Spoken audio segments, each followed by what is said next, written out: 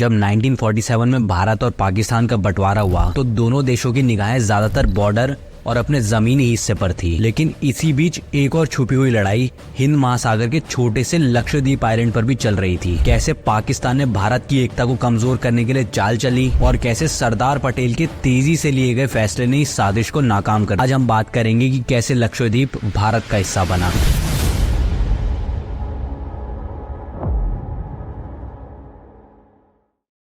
लक्षद्वीप, जो कि 36 बेहद ही ब्यूटीफुल और यूनिक आइलैंड्स का एक ग्रुप है, केरला के कोची शहर से लगभग 500 किलोमीटर दूर अरेबियन सी में लोकेटेड है। लक्षद्वीप इंडिया की एक यूनियन टेरिटरी है जिसकी राजधानी कवरत्ती है। भारत पाकिस्तान के बंटवारे के वक्त दोनों देश इतने उलझे हुए थे और लक्षद्वीप पर उस समय किसी का ध्यान नहीं था। लेकिन बंटवारे के कुछ ही टाइम बाद ये आइलैंड पाकिस्तान की नजरों में आ गया था। ये छोटा सा आइलैंड ग्रुप एकांत में अलग से बसा हुआ था और इसमें ज्यादातर मुस्लिम आबादी थी। पाकिस्तान के पहले प्रधानमंत्री लियाकत अली खान ने सोचा कि भारत इस मुस्लिम पॉपुलेशन वाले इलाके पर अपना कब्जा नहीं करेगा। उन्होंने ये अंदाजा लगाया कि भारत शायद लक्षद्वीप पर ध्यान नहीं देगा और इसलिए इस पर कब्जा करना पाकिस्तान के लिए एक आसान टारगेट हो सकता है। और इसी विचार से उन्होंने लक्षद्वीप को पाकिस्तान का हिस्सा बनाने का प्लान बनाया। लियाकत अली खान ने तुरंत अपने बैटलशिप्स यानी अपनी नेवी को लक्षद्वीप भेजने का फैसला किया। उनका प्लान था कि जैसे ये मुस्लिम आबादी वाला आइलैंड उनके कब्जे में आएगा, वो इसे पाकिस्तान का हिस्सा घोषित कर देंगे। वो भारत के लौह पुरुष सरदार वल्लभ भाई पटेल के बारे में भूल गए थे।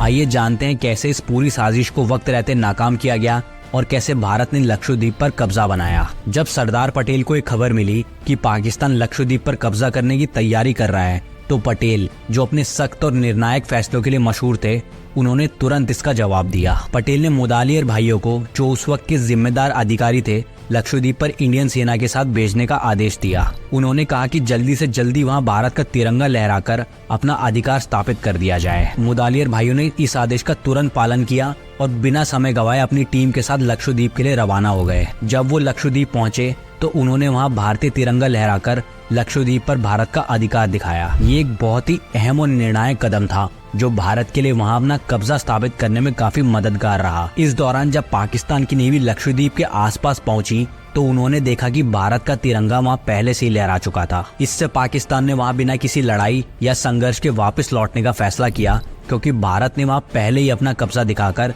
पाकिस्तान के इरादों पर पानी फेर दिया था। इस तरह से लक्षद्वीप, जो आजादी तक किसी के भी ध्यान में नहीं था, वो भारत की एकता और अखंडता में महत्वपूर्ण हिस्सा बन गया। सरदार पटेल के तेजी से लिए गए फैसलों और मुदालियर भाइयों के एक्शन ने लक्षद्वीप को भारत का हिस्सा बनाया और पाकिस्तान के सपने को तोड़ दिया। तो दोस्तों, ये थी इंडियन हिस्ट्री की एक और इंटरेस्टिंग कहानी।